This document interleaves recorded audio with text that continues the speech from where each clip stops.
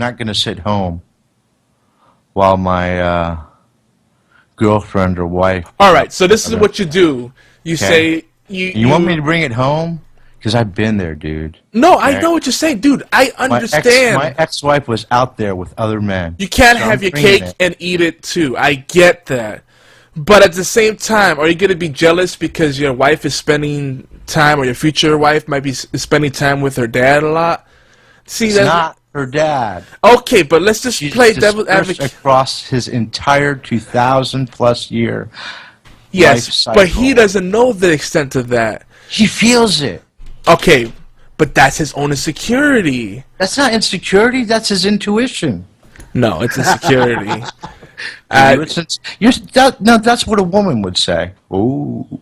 Okay, I know what you're saying, brother, but yeah, that's what a woman would say. You know? No. No, I can't tell you how many times my ex-wife. I know what you're saying. That's how that she was with her girlfriend, or with. She told me that she was with her mentor. You're speaking because of personal bias, and I've been through that. Straight. Listen, bro. Truth. I've been in the same situation, and everything in my life would tell me that he did the right judgment call. However, he was sloppy about it. He discredited himself by totally taking the crap all over the doctor and making assumptions that if they were flipped around. If I were Danny Pink, I would have come with a 2x4. And I would have whooped that old man's head down. And the problem with that is that then he would be the bad guy and he'd be in the wrong, and that would make him lose. So he's a great character. We get that he's gone through pain. We get that he has every reason to feel insecure and lonely and be clinging on desperately to Clara. But in being so excessive in his means, he becomes a weak character, and it's terrible. He is way too over the top. And then to prove himself, he does something over the top. He freaking does a backflip out of nowhere, and it proves the doctor right. Like, PE teacher. It's like, First of all, that was written. So, because they're racist, they couldn't have Danny solve it in an intellectual way. They had him solve it. I get that, yes. With circus gymnastics. Right. I mean, it was ridiculous, and I agree with you. But that's the way he was written. And if it was better, he would have solved it. Danny would have solved it in an intellectual way. Right. Some math, some geometry. Exactly. Yeah, I agree. That it's just the fact that I feel like the way he should have handled it, said, "Hey, I'm concerned by this relationship you have with the doctor. I don't think it's healthy. I'm concerned for you." But he made it too much about him. That's not love. That's narcissism. That's the problem. That's the problem I have with it. Well, I don't know what love is. And I get that, but the whole thing is, that's a man's struggle, right? Like, always fighting our insecurities, the matters of ego, and balancing that with love. That's not an insecurity when your woman is with another man.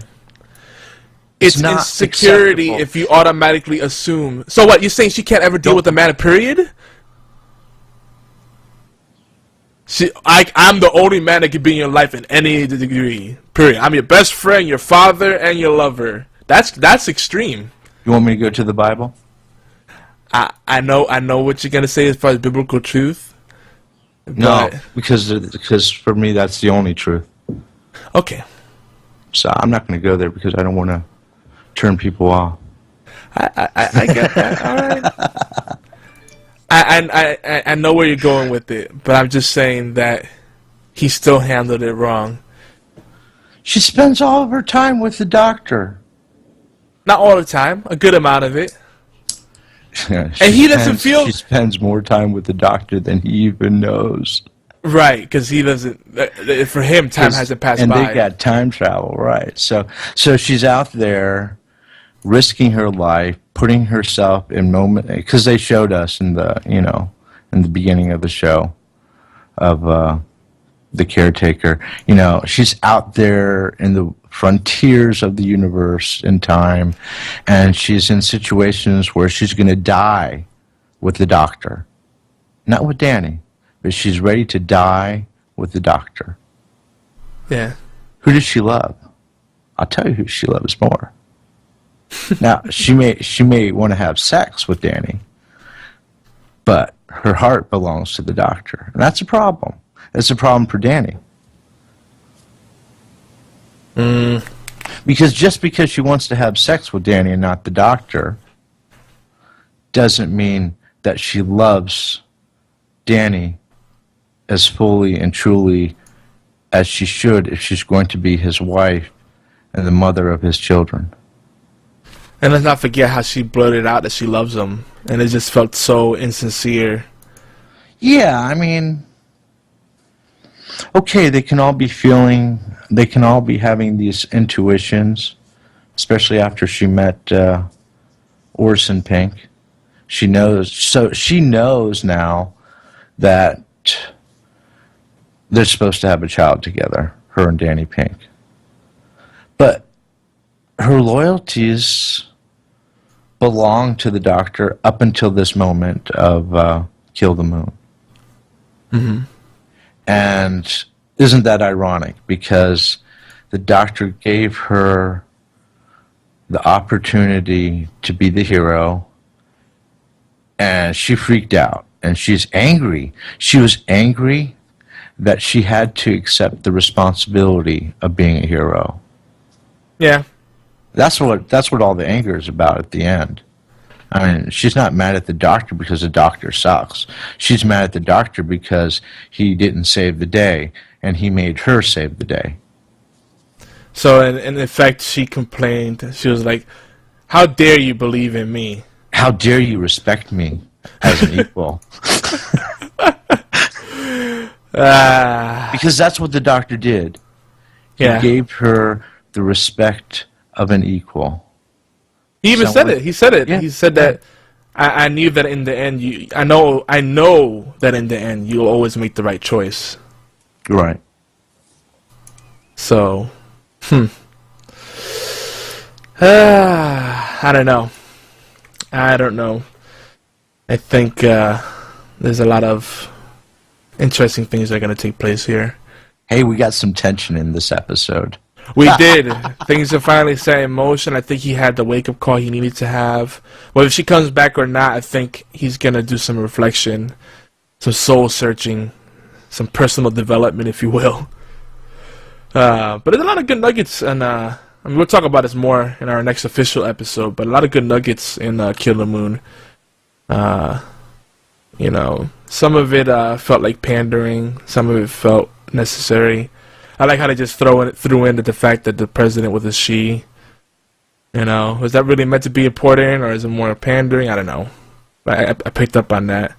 They made sure we picked up on that. Interesting that this is the year 2049, and all this stuff went down in that short amount of time. Yeah, a lot of good stuff. But Danny Pink, definitely, I liked him a lot more in this episode. He had some good dialogue. Because he was trying to be more understanding and accommodating rather than strong-arming the issue. It's like, oh, it happened, didn't it? You know, and then he said, you know, he did the whole bit about if you're, as long as people can make us angry, we still care, you know. And that's profound. And he was profound in the end of The Caretaker, because he was like, you know, the doctor's problem with me is if I'm good enough. So that was insightful. At the end of it, yeah. But when he confronted the doctor, he was like, you're this and you're that. He was taking his own personal experience, his bias, and reflecting that upon the doctor. I think he was right. Whether he was right or wrong. I think his accusations on the doctor, especially the 12th doctor, were spot on. Yeah, but he was still judging based upon what his experience in the past, not what he's gleaned upon the doctor. It was more like, I know your type because I've seen your type before, but even though I've only had very, very brief dealings with you, I'm going to just assume that's what's right. That's the truth. So even though if they're right, it was still a poor approach. It made me lose a lot of respect for him as a character. But I like him more here. That's how I feel. That's a start. I mean, he still, for all intents and purposes, has been a very shoehorned character. Let's be honest here. They're forcing that romance so hard, and it doesn't feel like it's been properly developed. I don't know. Well, that's the general problem of this series, is that they don't develop the characters for the situations. And I don't know, honestly, I don't know if it's a matter of timing or if it's a matter of poor film direction. Because, like I was saying, they missed an opportunity. And you were saying it too, they missed an opportunity to show the doctor's humility, in working. And, it would only take a 10-second, 2 or 3 10-second shots of the doctor doing carekeeping work to, convince us that, he's not above that station. Because him wiping down one window, it doesn't cut it. Yeah. They need to make him more humble, more humanized. Right, so when we take this when we're talking about Danny and Clara, where are the walks in the park? And, hand in hand in a park, and they look up and they see a butterfly. 10 seconds. You don't need a lot more than that. A couple of those, so you can feel the beauty of the relationship. Because them sitting in front of a TV, it's just too trite. That was like the furthest they've gone with them having alone time and just enjoying each other. And is that enjoying each other? Or is that just more of the problems that we have in our world is, we don't spend time with each other. We spend time together, losing ourselves in distractions like TV. Were they really focused on the TV, or were they focused on each other? I don't know. I'd like to see them outside. Yeah. Not in a restaurant, because these are all the problems of the modern romance. We always have to be doing something together. Yes, when we're stuck in front of a TV, or we think that a date by definition is going to a restaurant. Well, or the movies. Or the movies, yeah. What about time? The most romantic thing for me personally, is a road trip with someone I love, and just talking for hours about each other and learning about each other. That is like the most romantic thing for me. And I don't know, maybe I'm strange, but I love that. I love like that 8-hour or more road trip where you have to talk to each other. Yeah. I used to have those road trips. Now they suck. So I'm going to say something about my relationship. Now it's more road rage and throwing things at people. It depends where you're... It depends. I hope you're doing it together, honey. Pass me the water bottle hung with others. Yeah. Look, you told me that you loved, or maybe I'm exaggerating, you told me that you enjoyed the conversation you had with your wife on the way home. Yeah, they are. That touched you. Yeah, definitely. I'm being. You reconnected with her. I like being. I was being salty just to be funny, but yeah, no, it's true. It forces you to make that connection that you normally would not, because you're maybe stuck in the hustle and bustle of everyday life. Exactly. One of my favorite times to connect is board games, because the board game is most board games are very. This is me being a nerd, but it's kind of like it's social by design. Right. It's not constant action, so you have the opportunity to talk. And a lot of the board games that I tend to be drawn to have a social layer built in. Like, there's one I like called Imagine If, and it's all about scenarios. Imagine if so-and-so, and it picks a player from the game. Imagine if this player was on an island, or imagine if this player was the president. Who would they choose as the second in command? So it's kind of neat. Like, they do those kind of scenarios, and everybody kind of votes on what they think the choice will be. And it's kind of like trying to understand others better, and also understand yourself more. Right. It's a really cool game, and there's a lot of games that I have like that. It's kind of like, you know, negotiations, or it forces you to get to know yourself better and each other better. And I like that kind of stuff. That sounds awesome. Yeah, and some storytelling elements built in. Really Talk about storytelling, dude. I don't think we're gonna get to it tonight. Yeah, we are. We're gonna do it. We're gonna do it, really? Yeah. The flash fiction. You're gonna read one of yours. I'm gonna read one of mine. Oh gosh, I didn't think we were doing it. Yeah. Well, you read yours first, 'cause I gotta take a bio break. All the derailing. Can you do it that fast, or should we play a song? Play a song, a little intermission. Yeah. We could do an intermission. I mean, you can cut the intermission out when you edit it. Yeah. It's gonna be a lot of editing here. So much for a short show. Yeah. It always goes long, man. Yeah, so let me get... Because we got things to say. We do. And we don't play, yo. Exactly. We bring our real feelings, you know. We do. Yeah, you know, and we'll get a chance to do more of the wider scope of our discussions once we're in the off season. It's just... Right now, our heads are definitely in the Doctor Who stuff, because there's just so much going on there. Right. They keep throwing so many good ideas out, and then throwing them out into the bin. Yeah, like they're disposable. Yeah, it's a shame. It's like, oh, the missed opportunities. You could have done so much there. No. It breaks my heart, man. I hear you.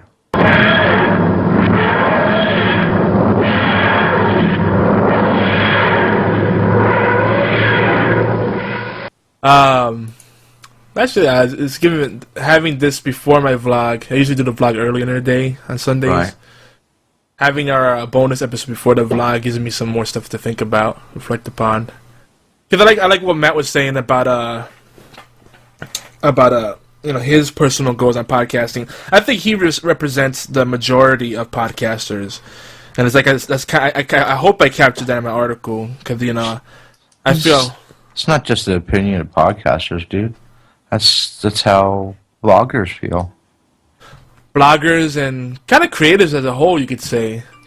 But in podcasting in particular, there's this notion that it's a free media. And what does that mean? Yeah, exactly. What does that mean? It kind of burns me up the way... It bothers me a bit the way the word organic bothers you. Because it's a lie. It is a lie. I wrote that in my article too. Awesome. I think people deceive themselves into thinking they just do it for fun, and to a degree that's true, and it's a beautiful sentiment, right? To do something purely out of love. Yeah, you do it for. Well, see, there's the difference. So we do things for fun because we enjoy them. Mm-hmm. Whoops, kitty. Is Blue okay?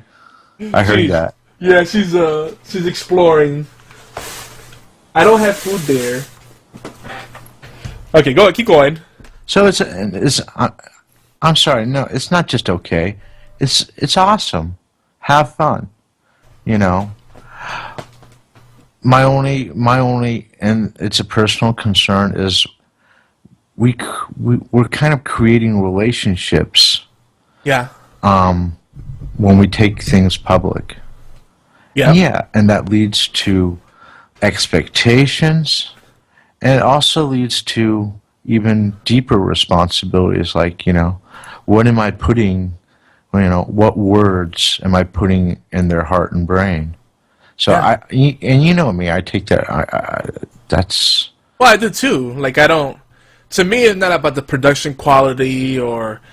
Yeah, you need to have some standards of quality, and that's part of the managing expectations. You create a certain expectation that it'll be a certain level of audio quality, right, or a production value.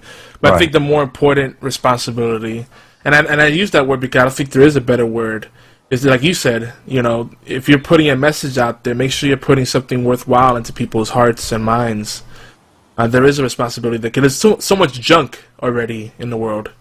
Sure. Why add to the noise? And that's a part of, you know, our problem with the internet age is there's overwhelming information, and 99% of it is junk.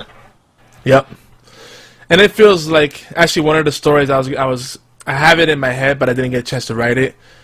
But it's pure like all these the ones that I just shared with you earlier. Those 3 pieces are like 3 out of like 6 or 8 that I have in my head. But one of the ones I was gonna write about was kind of like you know, this title was "Everybody Scream" or something like that. That's a working title, and it's more clever. But the whole idea is like it feels like sometimes it's just people being unnecessarily loud.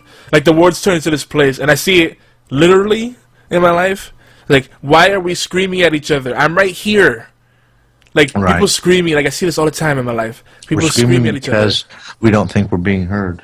Yeah, but we're like people right next to each other, and they're screaming at each other. Like not because they're mad, but it's like, "Hey, how are you? I'm right here. Tone it down a bit." And then this is what we see in social media. It's like all this noise and people, you know, screaming at each other. They're not talking to each other. So and then even worse, people are not listening to each other, and it's crazy. It's madness. I'm actually pulling up the article right now because I want to read a piece to you. I know you read it, but I don't expect you to retain all of it. it's quite the diatribe. I liked it, and if I liked it, it meant I read it from beginning to end. That's good. I appreciate that. But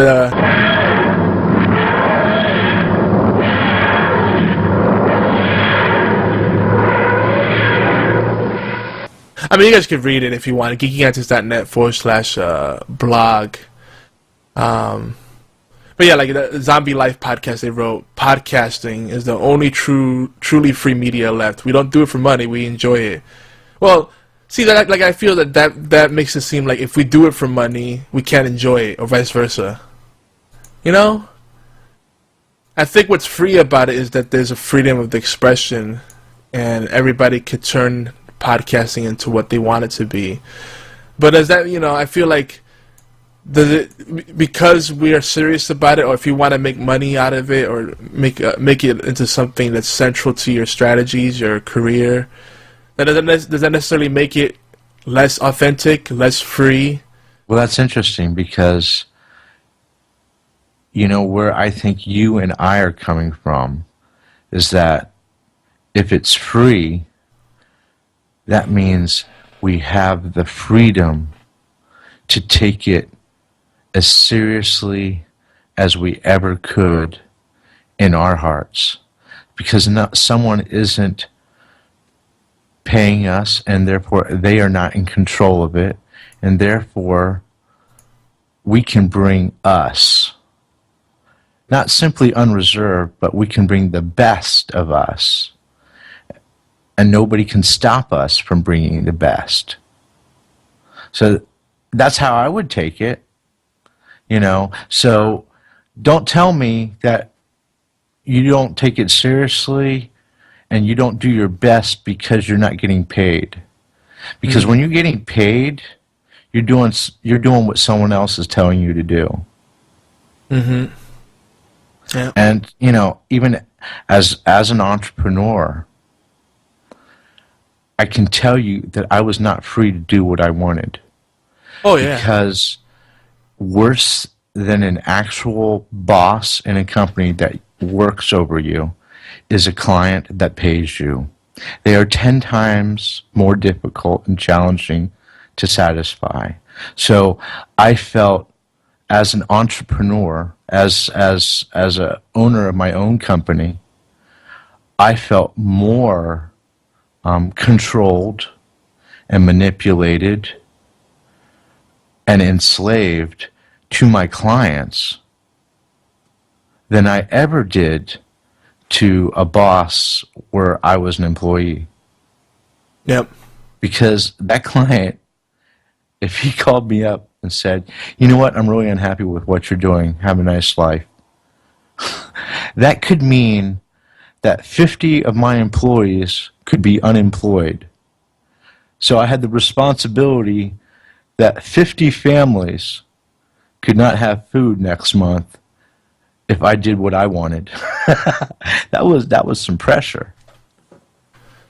You know, and that's you know, that makes me think about one of the greatest ways we deceive ourselves when we try to be in control of things. You know, first of all, I've said it before and I'll say it again, and I'll always say this.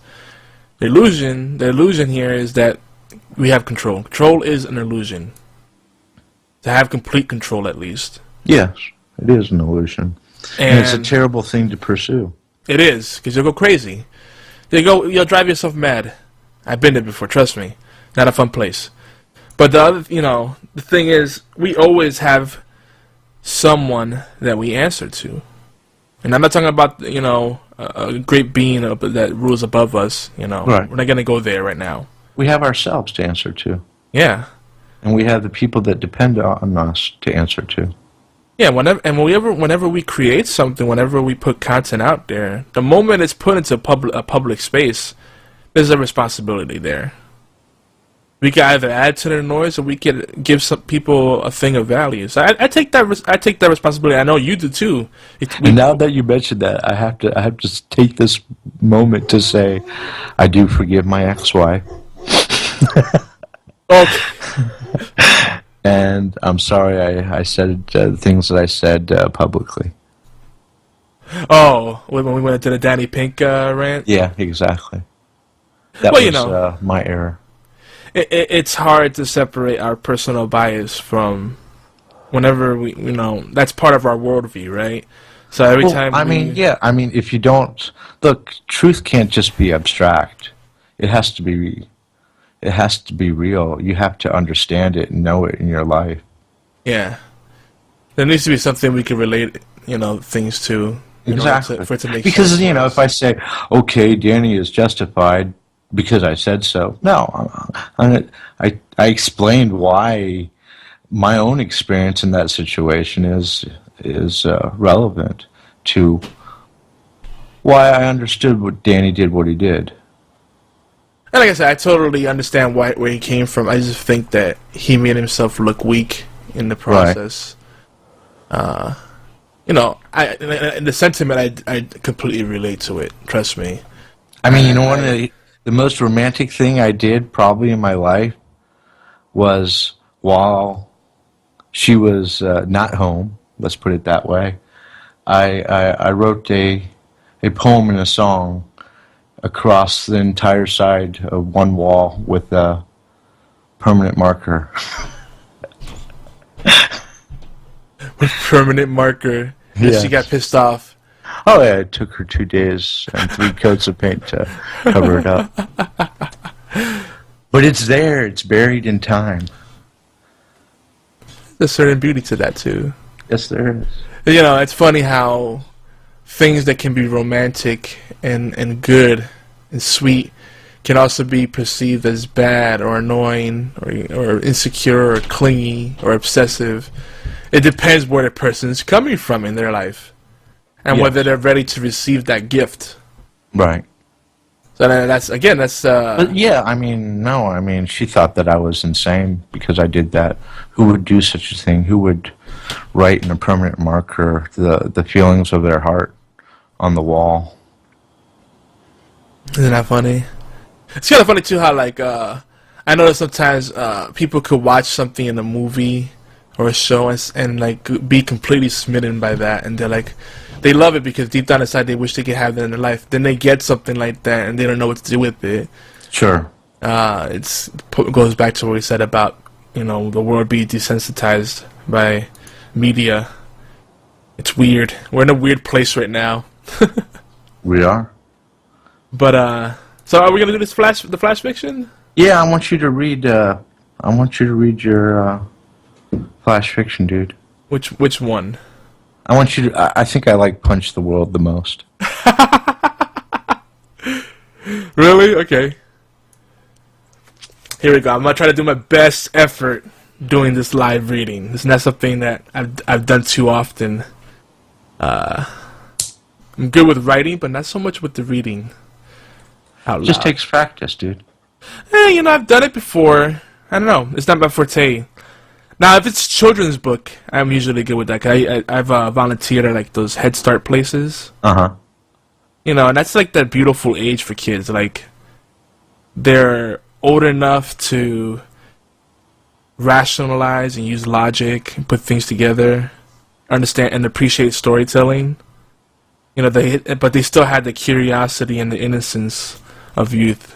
Yes, and the appreciation. The appreciation of things. So, yeah, I'm a little out of the loop. That's what it is. I haven't been doing it that much lately. I really should read out loud more.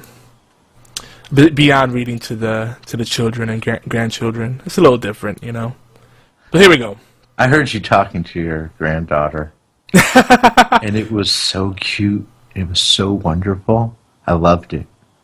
Yeah, that's our little conversations. She's a little diva, that one. Mm-hmm.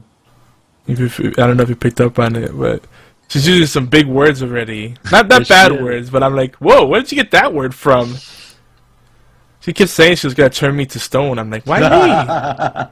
What did I do? Get Nana. And then she cried. Or it sounded like she cried. She pouted, yeah. So she knows what she's got. Mm-hmm. Women get started at a young age. They know how to work their emotional buttons. They push those emotional buttons. It's dangerous, I tell you. Yeah. So at the time, I just try to ignore it. Like, no, you can't always get what you want by pouting or being cute. Don't get into that habit. But yeah, it's hard. She's irresistible. Punch the world.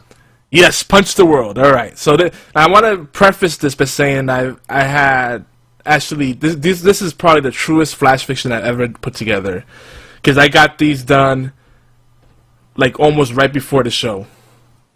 They haven't been edited. There's no polish. It's just straight from my mind. I started off with very loose concepts. I had a whole bunch of ideas in my head, and I just put together a bunch of titles, and I finished 3 out of like 8 pieces that I had kind of mishmashed in my head. And this is the result of that craziness. Here we go. Punch the world. Janice could not believe what she was seeing. People openly smacking their pets and children. What was this madness? Where were the authorities? A large woman punched her cocker spaniel on the head, then in the ribs.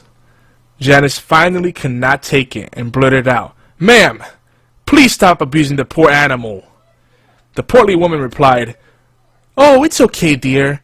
I did not hit any vital organ, and it's also after 5, so no worries." "That doesn't matter. Would you discipline a child in the same manner?" "Well, yes, if it's not a baby. We do have a strict no head punching rule here for babies." Janice cannot take it anymore, so she dialed 110. The phone rang for what felt like an hour. Carne Cabeza PD, how can I help you? Yes, I am calling to report animal abuse. Okay, could you describe the incident? My neighbor is punching her dog on the head and in the ribs. I'm also scared she might hurt her children. Is anyone maimed or dead? No, but... Click. The dispatcher hung up. It was then that Janice realized why everything was so much cheaper in this area. Her new employer practically begged her to move to Carne Cabeza, and even offered her a 300% salary increase. Who could pass up such a thing? After witnessing more abuse, Janice finally snapped. She ran towards the plump woman, lunged at her, and beat her in the same fashion the dog was beaten. This was justice. The woman quickly passed out. The neighbors in the area did not even blink or gasp. To them, this was just another day in Carne Cabeza. Janice She stared at her bloody hands. A small smile crept up on her face. I guess I can get used to this. That's it. I like it. I did a little ad-lib there too, if you didn't notice. Avoid Carne Cabeza. Avoid Carne Cabeza. It's a dangerous place to be. You got one for us, bro? Yeah. I might even read another one. I'm kind of in the mood. You should. Go for it, dude. No. You do yours. All right. I'm going to do an old one.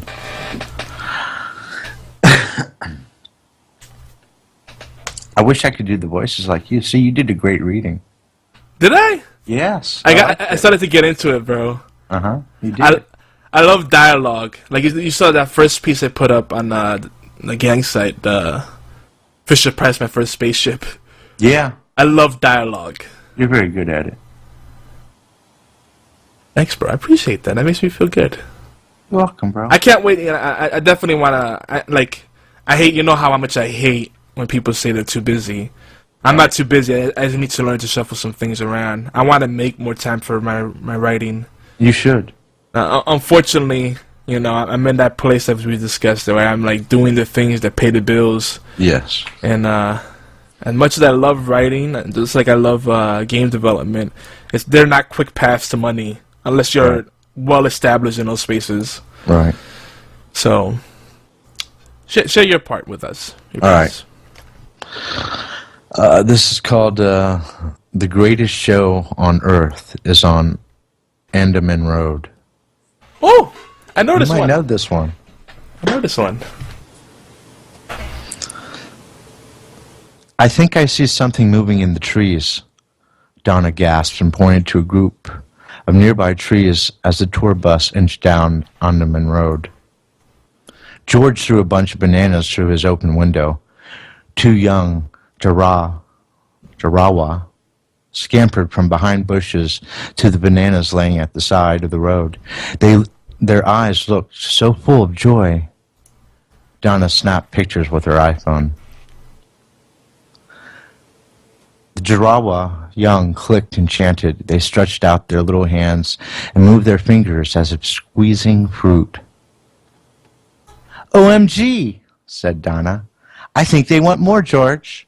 They're trying to communicate with us. Do you see how they move their little fingers? It's so cute how they do it.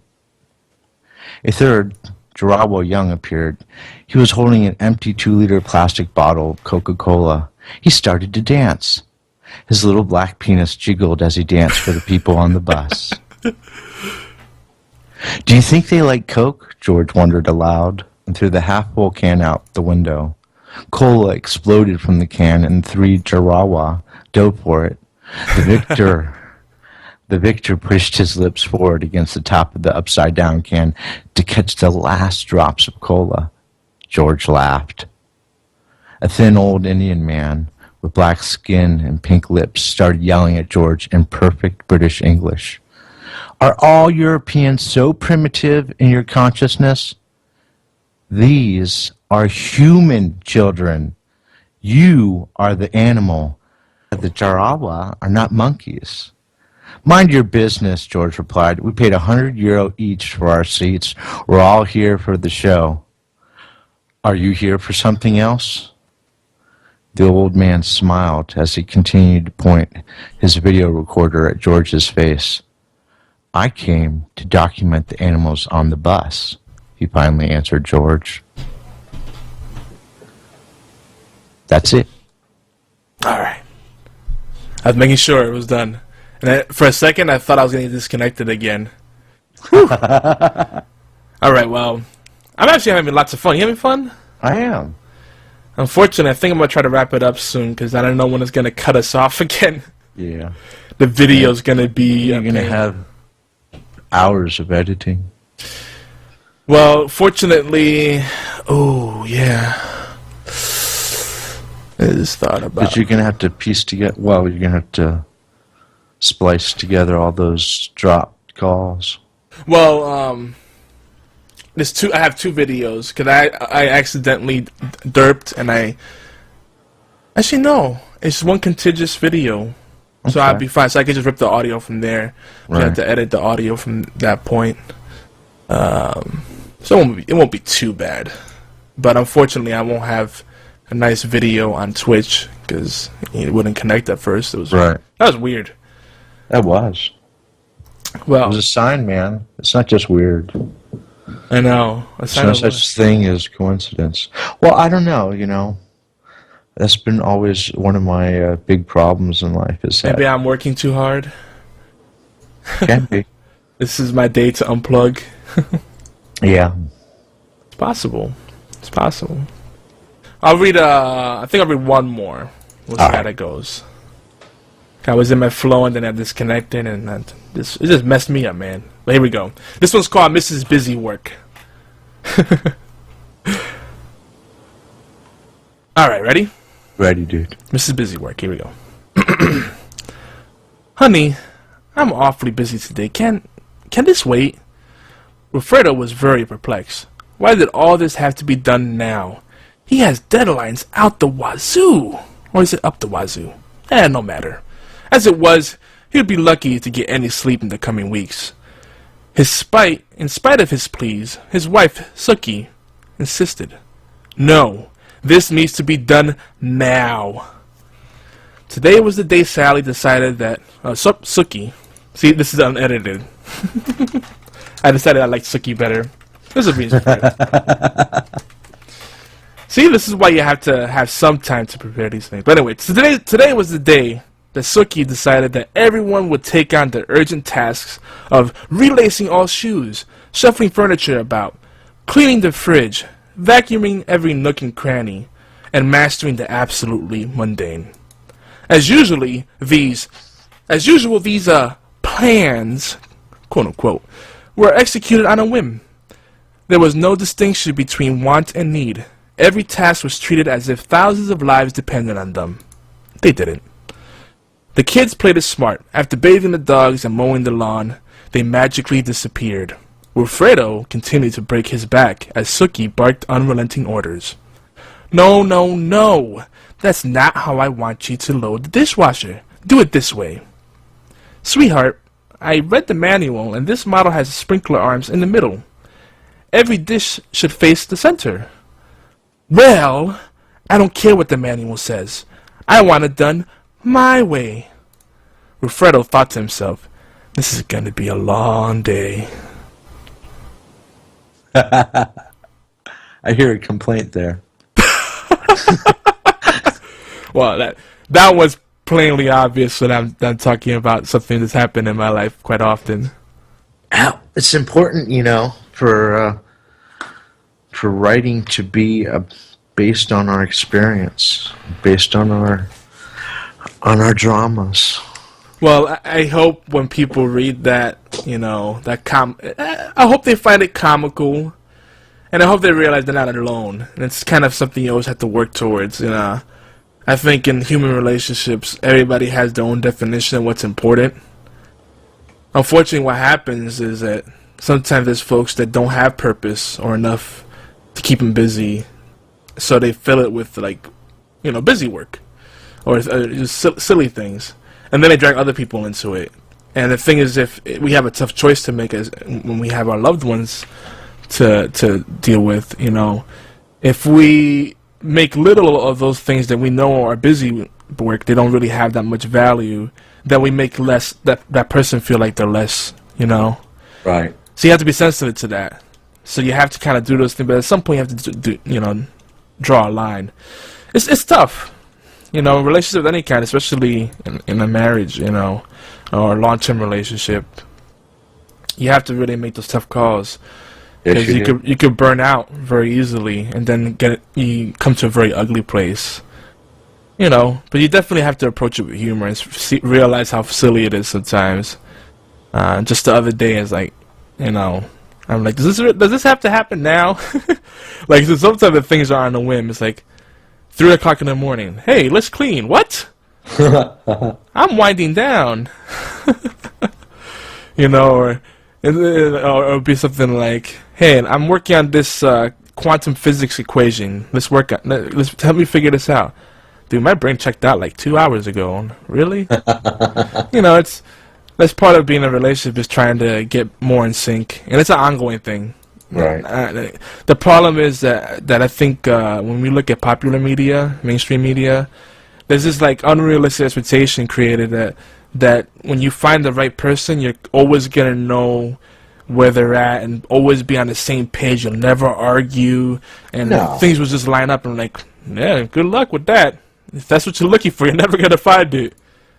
True. Well, there's times when you have that. TV and movies are scripted. Yeah. So they have the opportunity to present the situation in the best, perfect way. Exactly. And, you know, that TV show happened. I mean, that moment in the TV show, that perfect moment happened for a couple minutes, you know, for an hour or 2 hours. And we don't have to see a reality where the people are trying to work out their differences and their ambitions, you know, the rest of the time. But in real life, we do.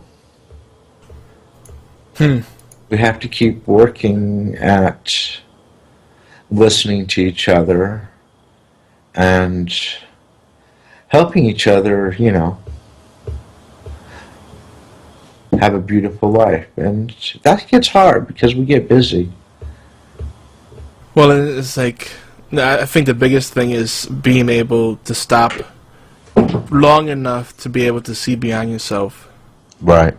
And that's important. And get that outside view, that big picture view.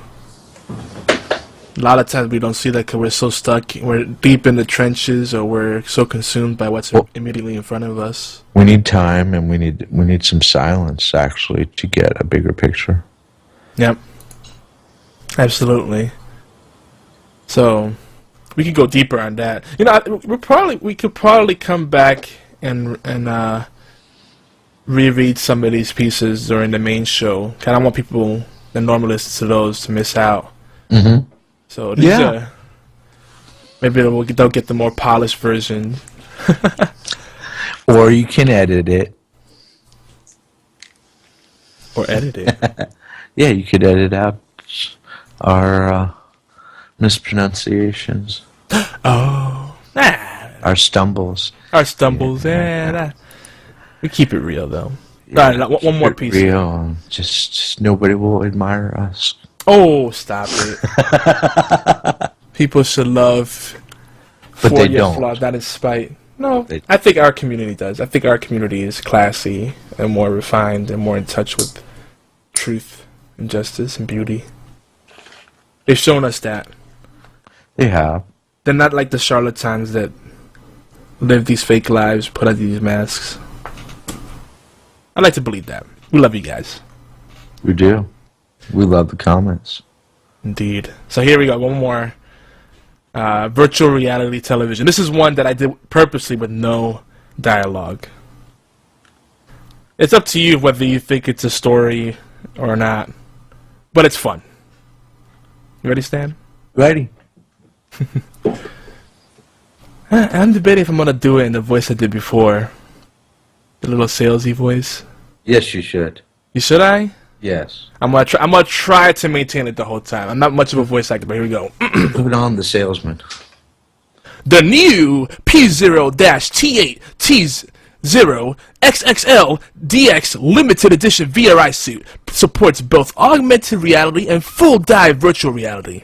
We are proud to announce that you can now use SFS 3.0 to not only synchronize your visual substitutions, but also sensory feedback, all sensory feedback. This allows participating parties to experience your augmented reality as you intended it. For our users who prefer the longer full dive immersions, we now support all popular septic and waste recycling systems. You have the option of using the G-Lock, Quick Connect adapter, or the native V-Clamp. Now you'll never have to return to messy cleanup jobs ever again. For those on the go, liquid waste recyclables can be converted into 10 fantastic flavors, including root beer, grape, and pina colada. Last but certainly not least, we are proud to announce the brand spanking new Jur-Z-HOAR system. This new scripting platform will allow you to live out your favorite reality television series and make those stories come to life. Full dive servers are online and fully functional. Air support coming in 6 months.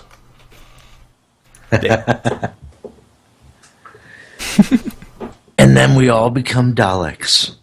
Yeah. Yeah, I think, if anything, this communicates how much I love reality TV.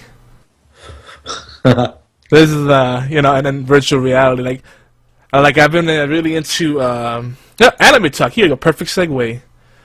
I've been watching a few series. Like there's an old series called Dot Hack. That one's not for everyone. But then there's No Game No Life, about a brother and sister who are like the perfect gamers, and they can beat any game. And then they get taken to a world where everything's determined by the outcome of games. Like the currency is basically winning in games. It's a whole different system of society. So like, you know, the class system is determined by how good you are at games. You know, instead of fighting each other, you battle in games. You know, no one gets hurt. So it's a cool concept. Then there's another one called Sword Art Online, which really talks about, like, you know, the risks of virtual reality. And it makes you think a lot of like Ghost in the Machine or Ghost in the Shell, which the animes, not the books. I'm not as familiar with the books, but the anime, you know, just think about it, like all this push. It feels like every 5 to 10 years they try to do virtual reality, and there's such a huge push for it, right? Right. But it's scary because if you look at the kind of information that's being propagated and the kind of information that becomes viral, and then the things that every network is kind of catering to, like we're seeing more and more reality TV, like even on sci-fi, or I'm sorry, sci-fi. You know, and to me it's scary because it's like we're dumbing ourselves down. Right. Some stupid trivia is okay. Some superficial stuff is okay. Small quantities, but this is the stuff that people are like immersing themselves in. So all we need is like to have stupid content combined with virtual reality, and people just completely let themselves go. That's what happens with the democracy of culture, man. This is true. The stupid masses win. Yes. And well, I would also say this. And when you say, and I totally agree that the stupid masses win, but I'm also one of them. Well, you know, the bigger issue is there's a lot more brilliant people out there. There's a lot more people that may not be book smart, but they're talented, or they're intuitive, but they turn those things off because they're afraid that I'm not being accepted. To them, it's more important to be popular.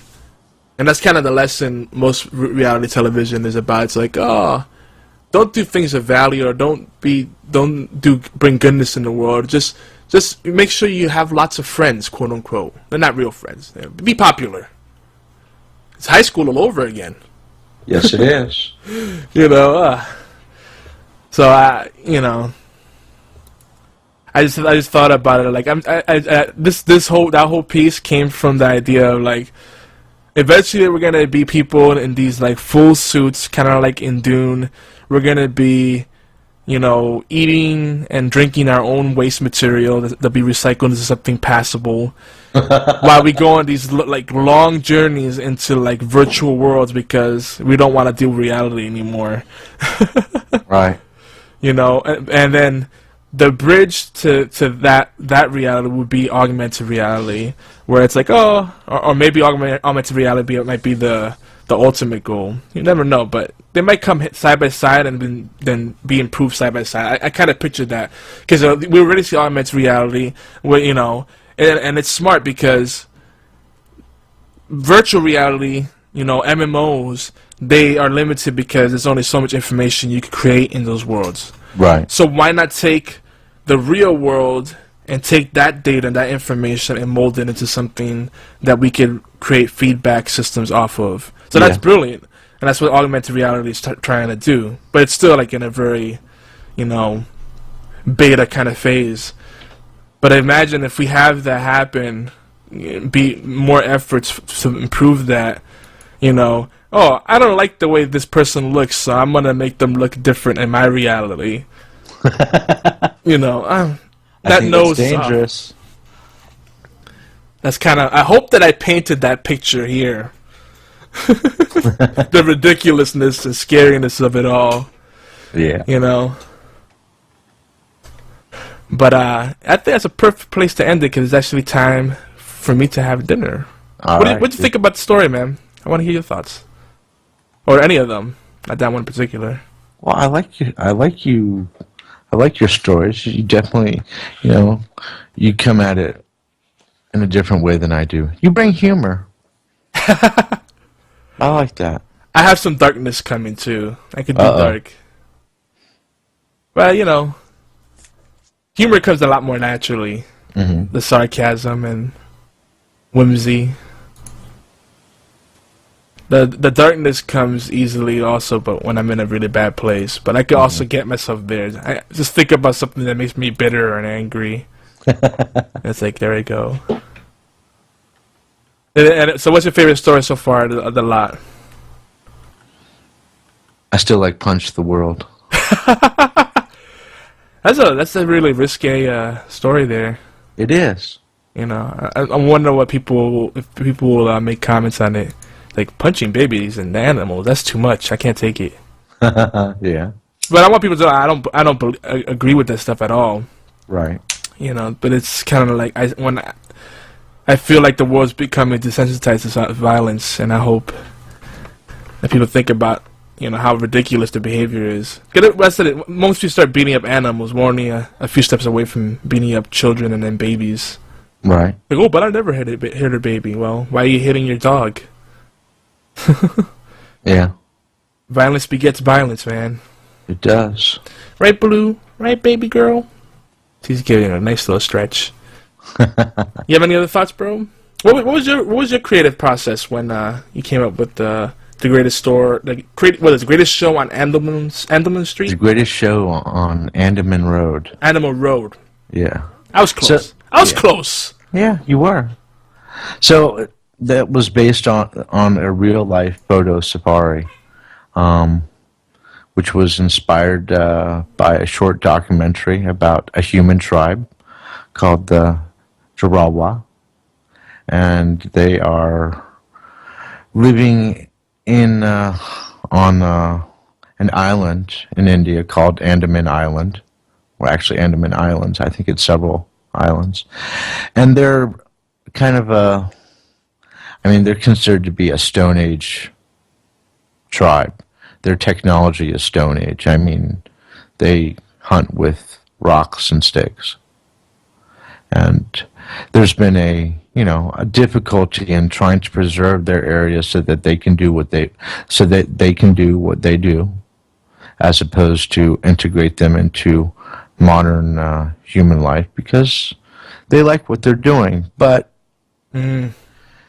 there's this, I don't know. I guess it was a bad idea. They developed, the Indian government allowed tourists to come and see them, kind of like a monkey tour. And this pays for the government rangers and stuff to try to protect them. So they created a problem so they could fund the resolution of the problem. Exactly. And it becomes horrible because, of course, they're not doing hunting and gathering anymore. They're coming to the bus and waiting for people to throw food to them. Oh, that's terrible. Because it's easier. It makes perfect logical sense, but we've just destroyed their culture. So they've been made into a spectacle, and yeah, it's like a petting zoo. That's sad. But it's sad because it's human beings. You need more humor to offset the sadness. And there's some sadness in my stories. Like, I think the virtual reality. I tried to add the humor, the old man. Yeah, with the video recorder, documenting the real animals. Yeah, I picked up on that. In the virtual reality television, when I try to, it's actually a really dark story if you think about it. That we could get to the point where we're recycling our own waste material into food. Yeah, that's and that must be a pretty bad situation if we have to do that. Well, in Japan, they already found ways to refine feces into jerky. Yeah, those Japanese, Yeah, I'm just saying, if the technology's already there, eventually someone will create the need. Yeah, and it's like, and it's terrible because actually one of my favorite junk foods from there is this curry bun. Oh, stop it. Curry bun. Oh, gosh. And one of the ingredients is actually cardboard. I know. The fillers they put in there. Oh, okay, I'm going to go have dinner. Yeah. You have any closing thoughts, bro? This has been fun. We got to switch it up a little bit. Yeah, we did. We did switch it up. So what do you got to say? What do you have to leave everybody with? Live long and prosper. Well, I will say this. Make sure we keep the conversation going. And if you like what we're doing here on what we're calling for now TWTT XTC, this is episode 1 of it, or 001, because we're hoping we could do a lot of these. Yeah. So I'm anticipating that. If you like what we're doing here, send us some tweets. At Yogizilla, that's me, Yomar Lopez. At Farina, Faryna. And also, Matt was on the show. Send him a little shout too. At Matto McFly. Keep him in the. You have to spell that out probably. Okay, so MATT OMCFLY. Right.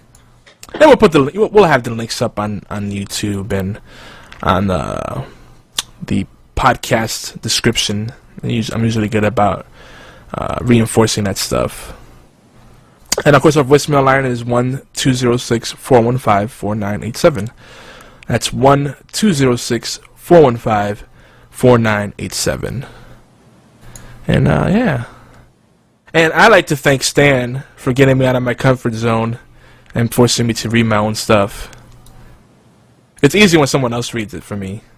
Yeah, but you did a great reading. I have fun with that. So now I'm gonna have to get back into put some more stuff together for everybody. There you go. Maybe we could start doing. This is one of the things I had planned for the show, is do writing prompts, give people themes and formats to work with, like how they have that one website 99. I think it's called 99 Fiction, where it's 99 words or less. We could do stuff like that, little challenges. Maybe not necessarily weekly, but monthly. I think we could do. Yeah. See what kind of stuff we get in. So much stuff we could do. I'm so excited. And I hope you guys are too. You excited, Stan? I'm very excited. Let me get a heck yes. Heck yes. Woohoo! Hey, we actually kept it pretty clean too. Almost. It's PG still, I'd say. So we're staying within our parameters. So here we go. We're going to have our usual outro here. And then we'll see you guys next Saturday at 12 noon here on twitch.tv/GeekyAntics and on allgames.com for the audio feed. But during the week, don't forget you can catch us on GeekyAntics.net and all other pertinent links you can find through our YouTube, youtube.com/GeekyAntics. That seems to be where people are going. That seems to be like the main hub right now. I mean, people are watching us at YouTube. That's awesome. Which means I really have to edit this video. Yeah. Dun dun dun. I'll find a way. Oop. And there goes my phone telling me I have another thing set up for now. Okay. So did I miss anything, bro? Outro. No, we're good. We're good? Alright, funky outro coming. Take it easy, guys. Later.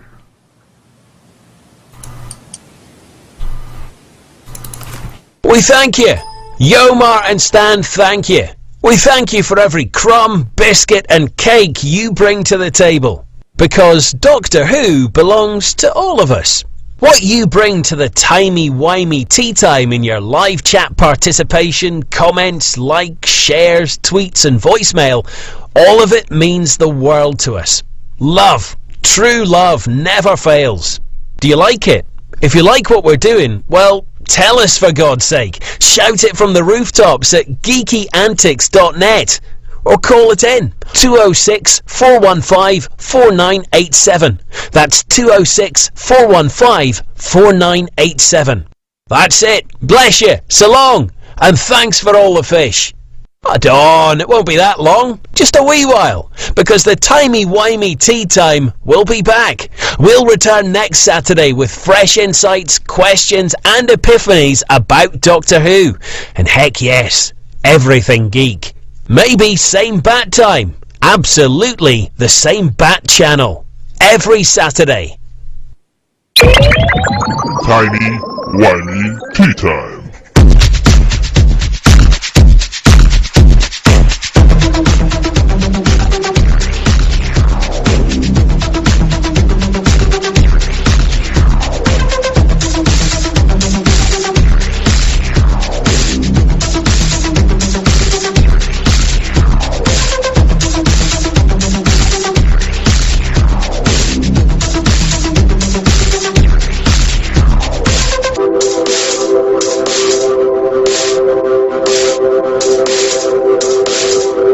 Me gusta.